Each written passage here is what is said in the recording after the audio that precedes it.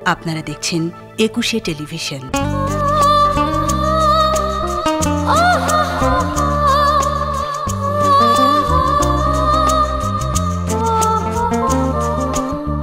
সংসার সে তো এক মিথ্যে তাসের ঘর, সাজাতে সাজাতে নেমে আসে ঝড়। সংসার সে তো এক মিথ্যে তাসের ঘর, সাজাতে সাজাতে নেমে আসে ঝড়। সেই ঝড়ে এই ঘরে সব কিছু ভেঙে করে চুরমার। কারো অহংকার, কারো অহংকার, কারো অহংকার, কারো অহংকার। সংসার সে তো এক মিথ্যে তাসের ঘর, সাজাতে সাজাতে নেমে আসে ঝড়।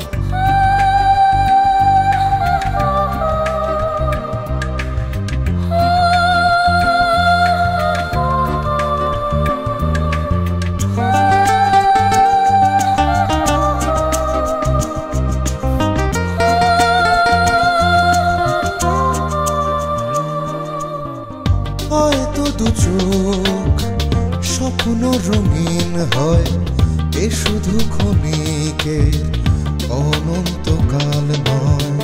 হয়তো দু চোখ স্বপ্ন রঙিন হয়, এ শুধু ক্ষণিকের অনন্তকাল নয়। কেউ হাসে কেউ ভাসে, কান্নার নোনা জলে হারাবা। কারো অহংকার, কারো অহংকার, কারো অহংকার, কারো অহংকার। I like it. আচ্ছা, বাদশার সেল নাম্বারটা তোমার জানা নেই? না। আয়েশার কাছেও তো একটা মোবাইল ছিল, সম্ভবত তুমি ওকে গিফট করেছিলে। আমার ভুলে কিন্তু বিশ্বাস মিলি আপনাদের বাসায় থাকাকালীন সময় যা যা হয়েছিল আপনি সেটা বলবেন। আর যদি না বলেন আপনাকে গুলি করে আমি মেরে ফেলবো। মানে আপনি আপনার জীবনের মূল্যবান সময়গুলা ওই সুপ্রিয়ার পিছনে ঘুরে ঘুরে নষ্ট করতেছেন। একটা কথা মনে রাখবেন, ওই সুপ্রিয়া আপনার জীবনে বিয়া করবো না। আমি আপনাকে আমার বাড়ির সীমানায় আর দেখতে চাই। কার থাকলে আমার প্রয়োজন হলে আমি আপনাকে ফোন দিব, তারপর বাইরে গিয়ে দেখা করবো। আর একটা কথা মনে রাখবেন, আপনি মিলির জন্য যত টাকা খরচ করেছেন তার আমি সবটুকু টাকা আপনাকে দিই। আপনি যদি মিলির কোনো ক্ষতি করে থাকেন তাহলে আপনার জানটা দিতে হবে। সুপ্রিয়া আমার লগে ছল ছতরি করছে, এইটা যদি প্রমাণিত হয় আমি কিন্তু ওরে ছাড়ব না। ওনাকে আপ্যায়ন করা আমাদের ভদ্রতা। এতক্ষণ অনেক ভদ্রতা দেখেছি। আর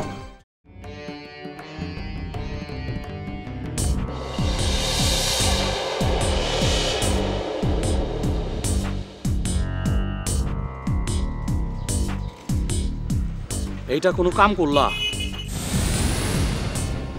ও হাবিব, একটা বিশেষ কারণে আমার মোবাইলটা সুইচড অফ রাখতে হয়েছিল। I am sorry. আমি 300 থেকে 400 বার তোমারে ফোন করছি, আর একটু পরে আমি তোমার বাসায় আসতাম।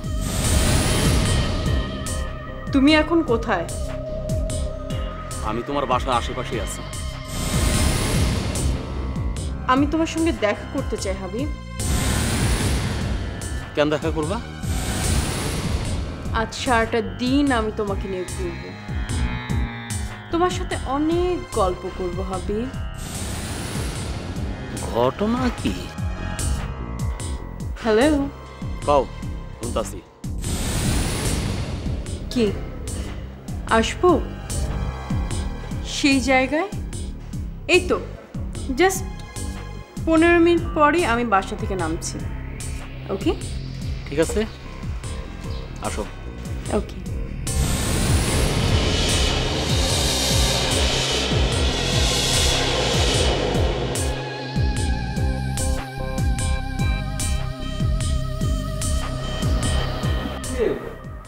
তুই একা কেন? মালিক ও মানিক একটু থানায় গেছে সত্যি ভাই, থানায়? জিডি করতে গেছে। আয়শার ব্যাপারে? হ্যাঁ, জিডি তো করতেই হবে, কিন্তু প্রশ্ন আছে যে মানিক আয়শারে খুঁজে পাতে চাই। আয়শার খোঁজ কিন্তু নেওয়া দরকার সদরুল ভাই। ধরো আয়শার যদি খারাপ কিছু একটা হয়ে যায়, we have to be responsible for that. কারণ আয়শা কিন্তু মানিকের শেল্টারে ছিল, আই মিন আমাদের শেল্টারে ছিল। হ্যাঁ, সেটা ঠিক আছে, কিন্তু ওর যদি পাওয়া যায় তখন মানিক যদি আবার এই বাড়িতে নিয়ে আসতে চাই তখন? মানিক এরকম কিছু করবে না সদরুল ভাই। তাছাড়া আমারও কিন্তু মনে হয় যে আয়শার একটা শেল্টারের দরকার আছে। মানিক যদি ওকে অন্য কোথাও শেল্টারের ব্যবস্থা করে দেয়, আমার কোনো আপত্তি থাকবে না। আমার কি মনে হয় জানিস, আমার মনে হচ্ছে ওরা কুষ্টিয়াতে চলে গেছে। কুষ্টিয়া? তুমি কি করে বুঝলে? দেখ, আমি মানিকরে কইছি, তোরেও করছি, আয়শার সাথে বাদশার সম্পর্ক রয়েছে। বাদশা চলে গেছে, আয়শাও চলে গেছে। আবার এরকম হতে পারে যে আয়শা বুঝেই পড়ায় বাদশারে নিয়ে গেছে। Not unlikely. কিন্তু আমার কেন জানি এটা বিশ্বাস হচ্ছে না বাদশা ধরা পড়ার ভয়ে ও সব দাবি ছেড়ে দেবে। ও একবার কি বলেছিল তোমার মনে আছে? বলেছিল চলে যাওয়ার জন্য আসিনি। আচ্ছা ঠিক আছে, বাবা যদি ফিরে না আসে, বাবা যদি আপনাকে সন্তান হিসাবে স্বীকৃতি না দেয়, তাহলে তো আমরা কেউ আপনার দাবি মেনে নিতে পারছি না। বাবা ফিরে আসুক, তারপর আপনি আসবেন প্লিজ। বাবা আসা না পর্যন্ত আমি এক পাও এই বাড়ি থেকে যাব না। মহাত্মা গান্ধীর একটা বাণী আমার খুবই পছন্দের, নিশ্চয়ই তুমিও বাণীটা শুনেছ। সেটা হচ্ছে যে তুমি মার খাও কিন্তু অধিকার ছেড়ো না। মার খাওয়া তো দূরের কথা, অধিকার আদায়ের জন্যে দরকার হলে আমি জীবন দেব, তাও এই বাড়ি ছেড়ে যাব না। আর একটা কথা কি, আমাকে মারা কিন্তু খুব সহজ কাজ না। জীবন মৃত্যুর হোলি খেলায় আমি একজন খেলোয়াড়। ছবিটা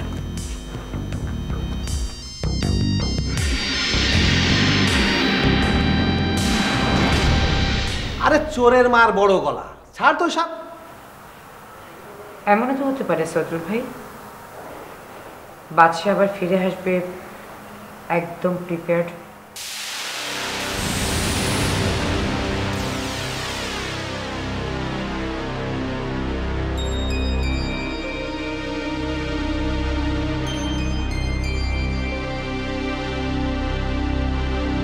ইমরান সাহেব তোমাকে 10 লক্ষ টাকার জন্য খুব প্রেশার দিচ্ছে না? তোমাকে এই কথা কে বললো? নিশ্চয়ই অহনা। না, অহনা বলেনি।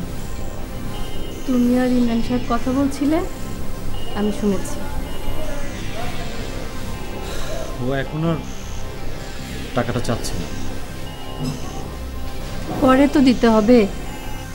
তা তো দিতেই হবে। আমার খুব ইচ্ছা তোমার বিপদে আমি পাশে দাঁড়াই, কিন্তু সেই সুযোগ কি কখনো হবে? তুমি আমাকে কেন হেল্প করতে চাও? তুমি আমার প্রাণ বাঁচিয়েছো, আমাকে আশ্রয় দিয়েছো। তুমি থাকতে না দিলে আমার যে কি হতো। আমার খুব ইচ্ছা তোমাকে আমি হেল্প করি। তুমি পারো না আমার বাসাটা একটু খুঁজে বের করতে? ভাইজান, কি ভাবতেছেন আপনারা? আপনারা কেন এসেছেন এখানে? মিলি তার স্মৃতি ফিরে পেয়েছে, ওর হাজবেন্ডের কাছে চলে গেছে। জানি আপনি ওর হাজবেন্ডের কাছে ওকে ফিরে দিয়ে আসছেন। মিলির হাজবেন্ডের কাছ থেকে কত টাকা পেয়েছিল? একটি টাকাও পাইনি, বরং মিলির হাজবেন্ড আমাকে পিস্তল দেখিয়েছে। তোকে আমি বলেছিলাম না জুনি মিলির হাজবেন্ডের কাছ থেকে 1 টাকাও পাবে না। উনি যে সত্য কথা বলছে তুই বুঝলি কেমনে? আহা হয়েছে, আমি বুঝতে পেরেছি। পুরস্কার হিসাবে যদি আমাকে টাকা দেওয়া হয়, তার থেকে আপনারাও ভাগ পাবেন। তার মানে আপনি আমাদেরকে কথা দিলেন? ঠিক তাই। আপনি টাকা পাইলে আমরা কিন্তু ঠিকই জানুম, কথাটা মনে রাখেন। চল, আরে চল।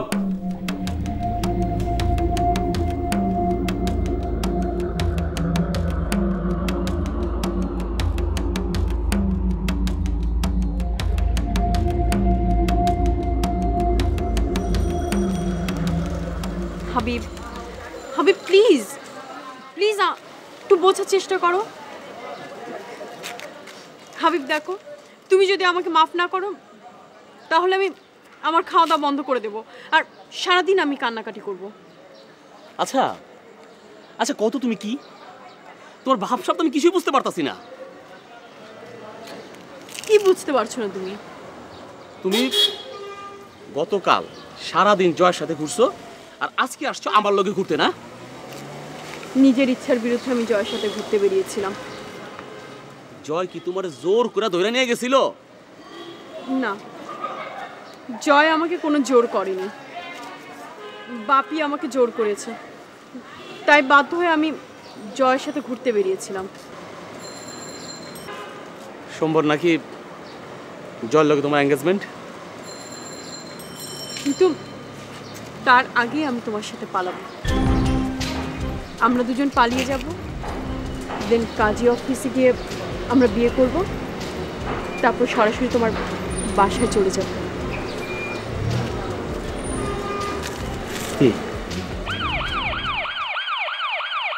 পুলিশ!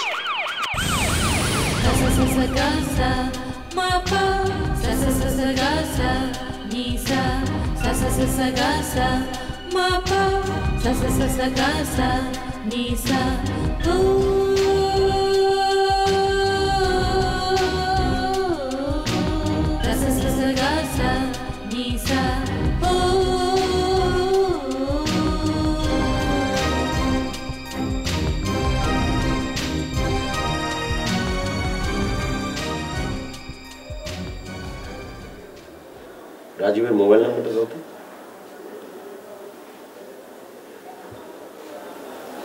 মনে করতে পারছি না, মোবাইল দেখে বলতে হবে।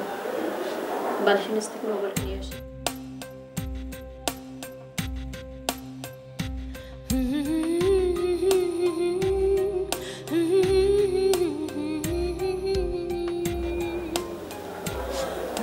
মোবাইলটা আমার কাছে,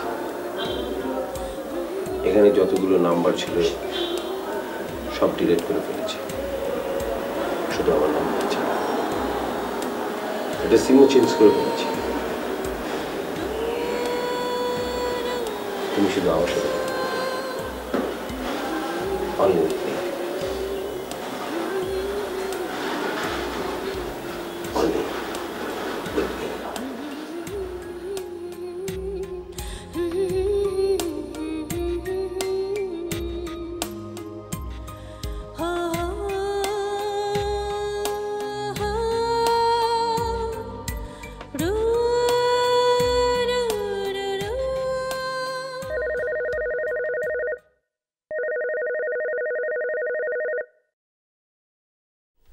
হ্যালো, তুই ঢাকা এসছিস বাবা? তাহলে উপায়? আচ্ছা, ওয়েদার ফোরকাস্ট কি বলছে?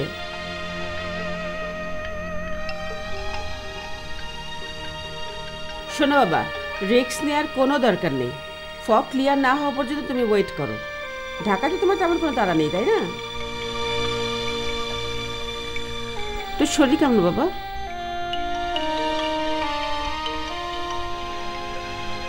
আজই ফেরার কথা, রাত 9টায় ফ্লাইট। ওকে, ভালো থাকিস বাবা, গুড নাইট। বৌমা এলো না? না মা, ও আজ ওর মায়ের কাছে থাকবে।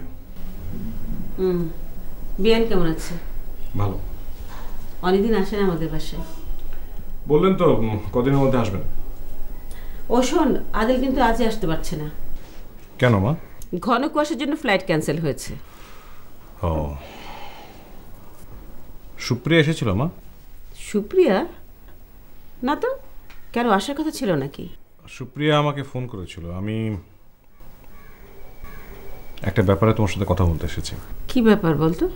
ও চাই আদিলের সাথে ওর বিয়েটা হোক। তা কি করে সম্ভব? আবিদ ভাই নিজে যেখানে বিয়ে ভেঙে দিয়েছেন। সুপ্রিয়া তো বললো যে ওর বাবার কোনো অসুবিধা নেই। তার মানে আবিদ ভাই এখন রাজি হয়েছেন? তা আমি জিজ্ঞাসা করি, হতে পারে না?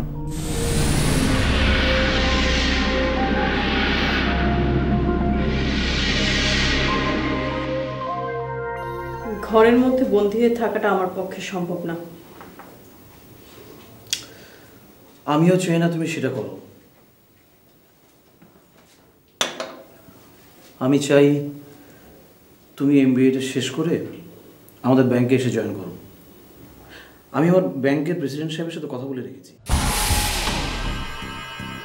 জয়, জয়, তুমি আমার ব্যাপারে এতটা সিরিয়াস?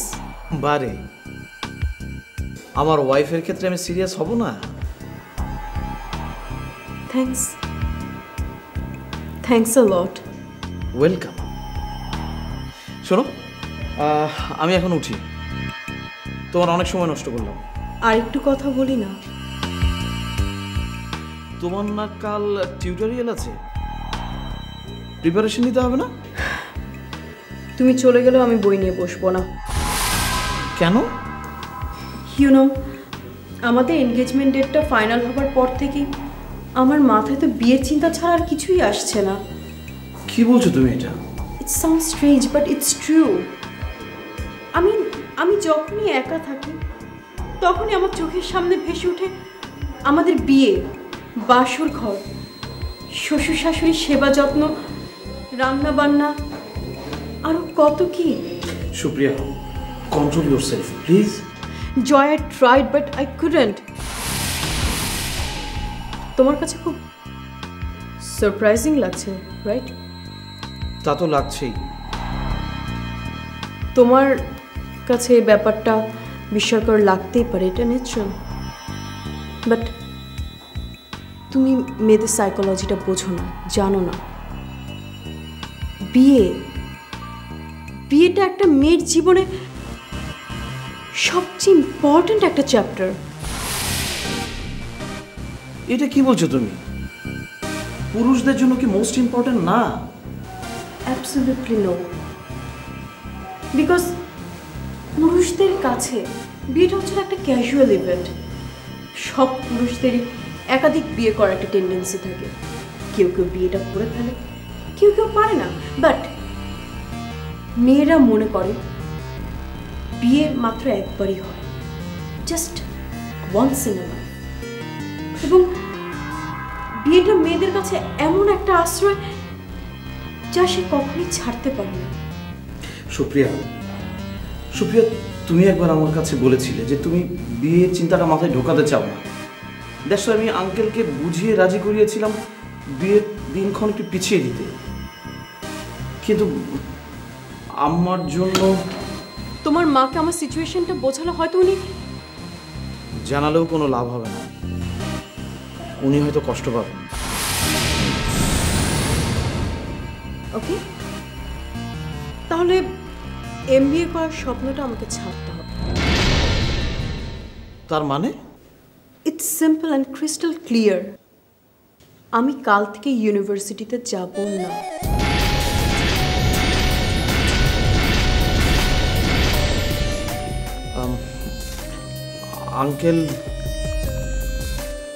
আঙ্কেল কি করছেন এখন?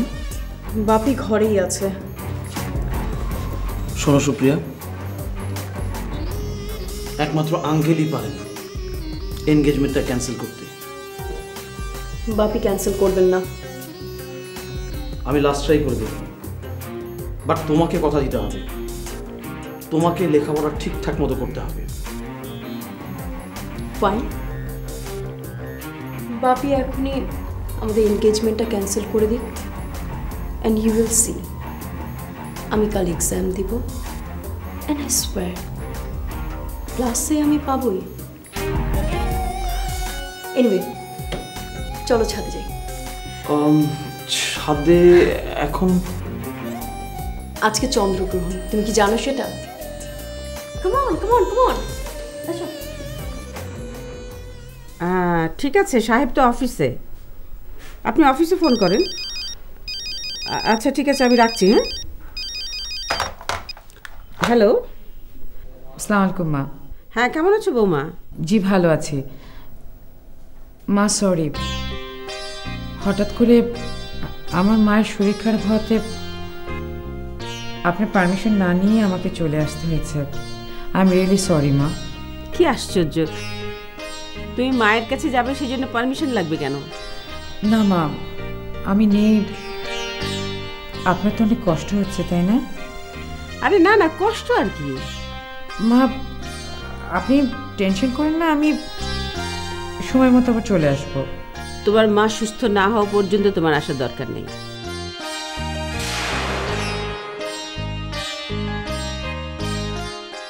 এর আগেও তুমি একবার এই একই কারণ দেখিয়ে বিয়েটা পিছিয়ে দিতে বলেছি। আমি না বুঝে রাজিও হয়েছিলাম, কিন্তু এখন আমি বুঝতে পারছি সুপ্রিয়া আবারও তোমাকে লেম এক্সকিউজ দেখিয়ে বিয়েটা ভেঙে দিতে চাইছে। বাদশা যে ক্রিমিনাল তার আরেকটা প্রমাণ তোমাকে আমি দিচ্ছি। বাদশা আয়েশাকে নিয়ে বাড়ি ছেড়ে চলে গেছে।